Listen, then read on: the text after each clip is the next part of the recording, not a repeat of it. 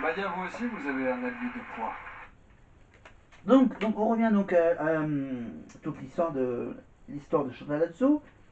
Donc Chantal là-dessous a quand même, je peux bien dire son âge, c'est quand même intéressant.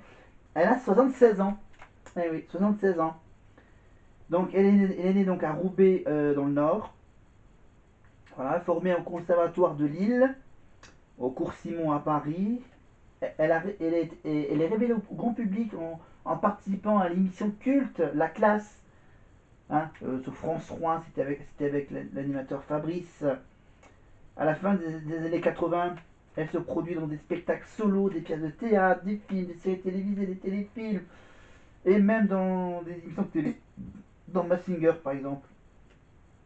Voilà, donc je ne parle pas de son enfance, sa carrière, donc le petit théâtre de Bouvard sur Antenne 2, La Classe sur France 3, la série à succès Maggie, évidemment, les spectacles solo, évidemment, avec Pierre Palmade, François Rollin, etc., des pièces de théâtre comme Les Amazones.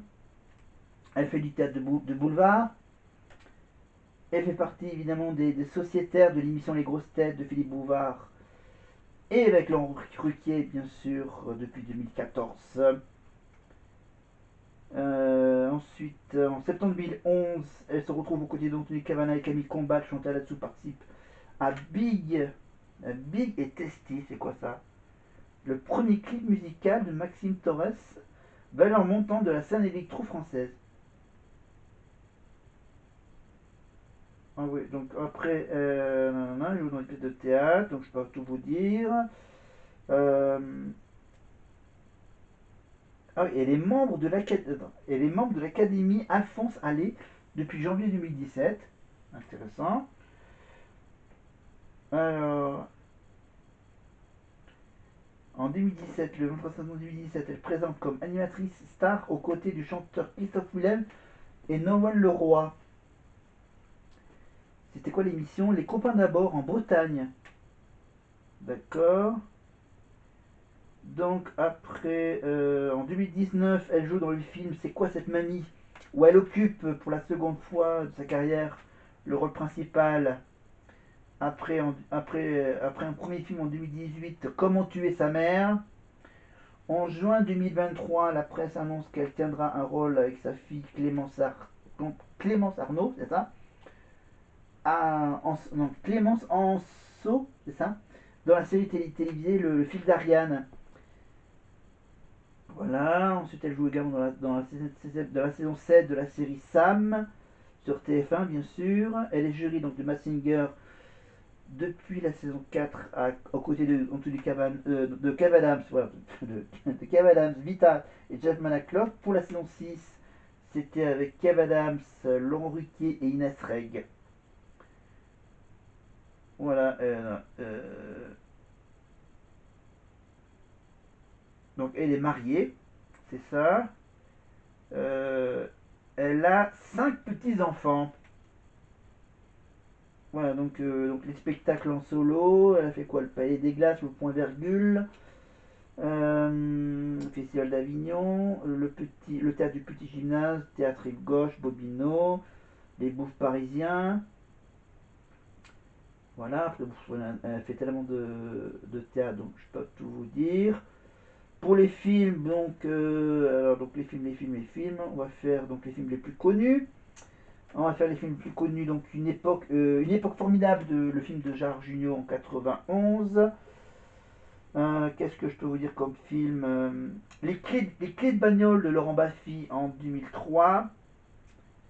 Et elle joue le rôle d'une guichetière. Voilà. Elle joue également dans le film Les Aristos de Charlotte de Turckheim. Voilà, on peut retrouver Chantal là-dessous dans Maison de retraite 2, plus récent, le film évidemment. Voilà, on la retrouve également dans le film de Jeff Panaclock À la poursuite de Jean-Marc de Pierre-François Martin Laval. Voilà, dans Chasse gardée, elle joue le rôle d'une agente immobilière. On le retrouve également avec la bande à Fifi dans plusieurs films. Dans 3 jours max, avec Tarek Boudali, évidemment, elle joue le rôle de la mère de Pierre. Super héros malgré lui de Philippe Lachaud. 30 jours max, évidemment, elle joue également, elle reprend, c'est là où elle démarrait le rôle de la mère de Pierre. On peut également la retrouver dans le film des Chevaliers du Fiel. Les municipaux, Trop c'est trop, de Francis Ginibre et Eric Carrière, évidemment. C'est quoi cette mamie, évidemment, le film de Gabriel Julien Laferrière. On la retrouve également avec le film de Philippe Lachaud dans Nicky Larson. Elle joue le rôle d'une belle-mère. Voilà. Dans les films Les Dégains, évidemment. Comment tuer sa mère, donc ça je l'ai dit. Alibi.com, évidemment, elle joue le rôle d'une vétérinaire dans un film dans le film de Philippe Lachaud. Voilà, c'est quoi cette famille, évidemment, le rôle d'Aurore. 100% Cachemire de Valérie Lemercier. Et à la télé, donc Maggie, un curé de choc. Elle a fait quoi comme émission de télé? Camping Paradis. Voilà. Scène de ménage, bien sûr.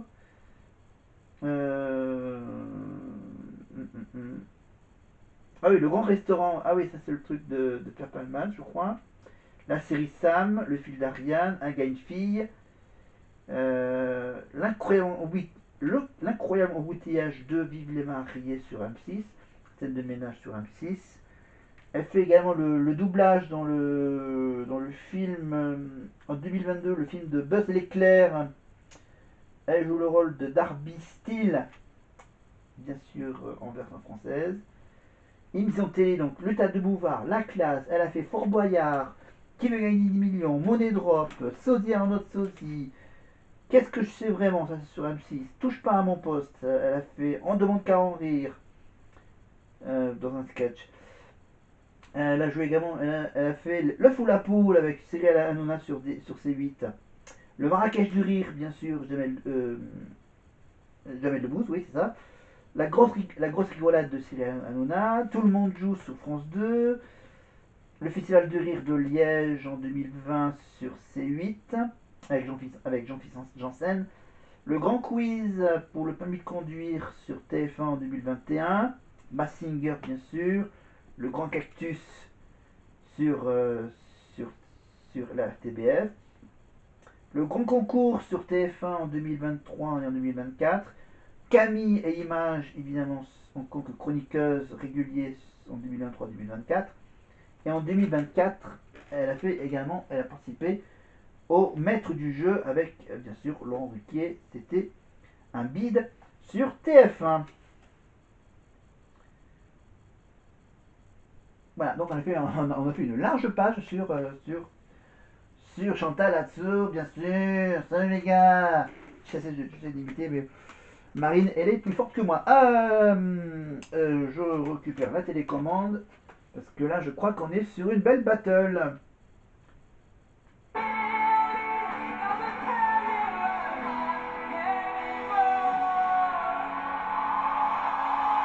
D'accord, on était sur la battle du top 3 avec donc les 3 meilleurs de la semaine du prime des profs. On était donc là, c'était Ebony, il y a Charles et Franck.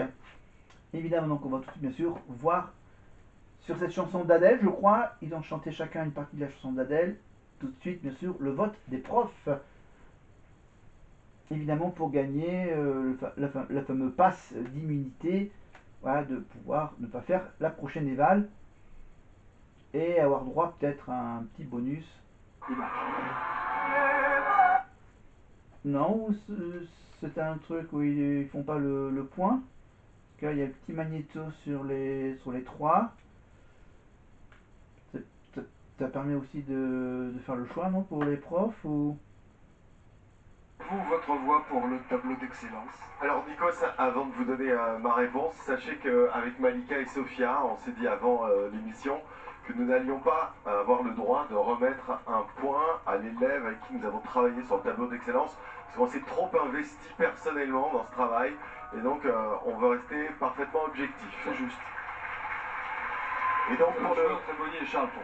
Exactement. Et donc pour les tableaux d'excellence d'Ebony et Charles, je donne ma voix à Ebony.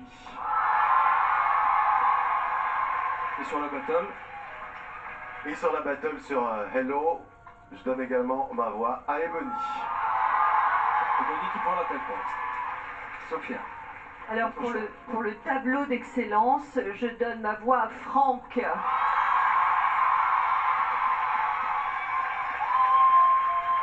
Pour la battle, je donne ma voix à Ebony. 3 points pour Ebony, 1 point pour Franck. Monsieur le directeur. Pour le tableau d'excellence, je donne ma voix à Franck. 2 points pour Franck. Et pour la battle, je donne ma voix à Charles.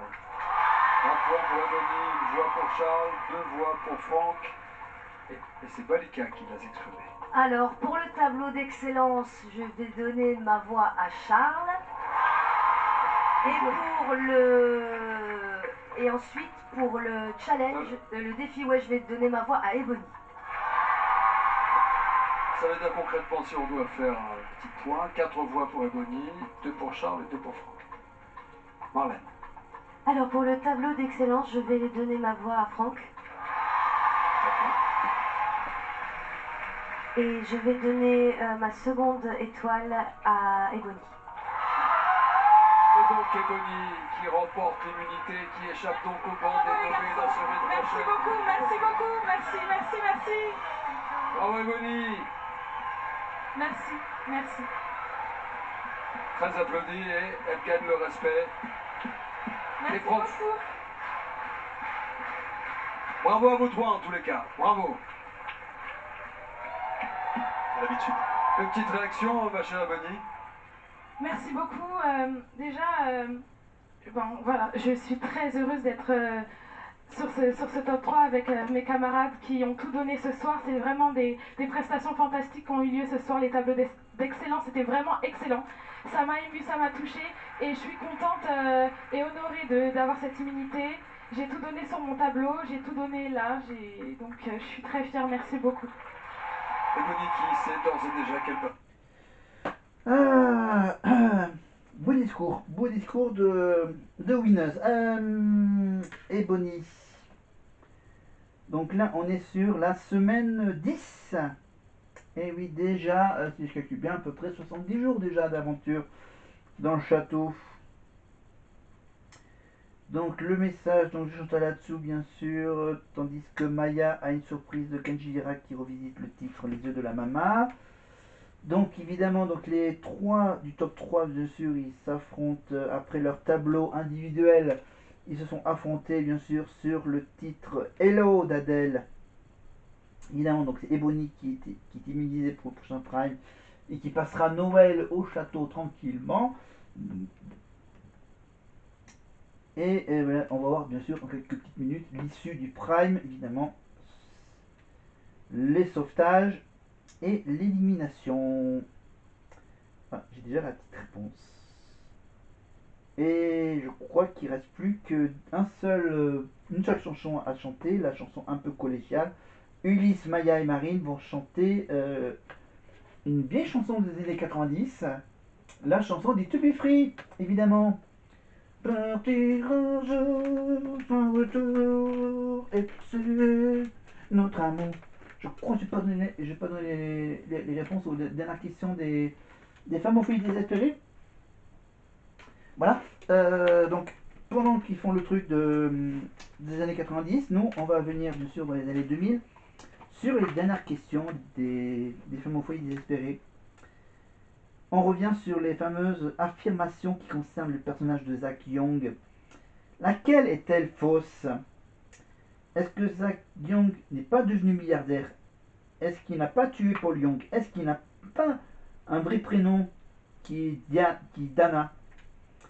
Est-ce que la fausse affirmation, c'est qu'il n'est pas amoureux de Gabriel? Je donne la réponse. 896. Et la fausse